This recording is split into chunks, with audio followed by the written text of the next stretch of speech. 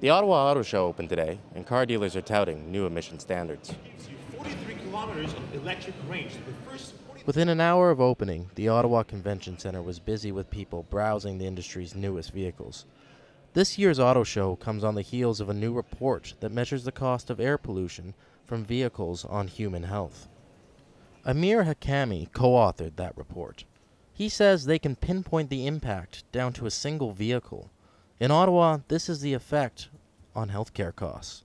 Indicate that if you reduce emissions by 10% in Ottawa, you save something just under $40,000 a day.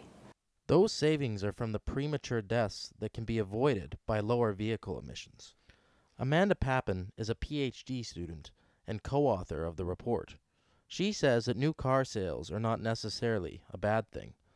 Older cars emit far more pollutants than newer models. Only about 10% of the cars on the roads are responsible for about 90% of the air pollution that comes from traffic.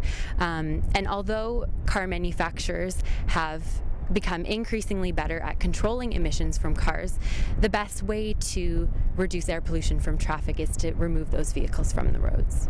But Hakami questions whether manufacturers have gone far enough to introduce strong emission controls. Are we really making as strong of a push as we can? That's really the question. Well, and are we? I would say probably not. While they say the best solution may be public transit or fewer cars on the road, these potential buyers at the car show aren't necessarily making things worse.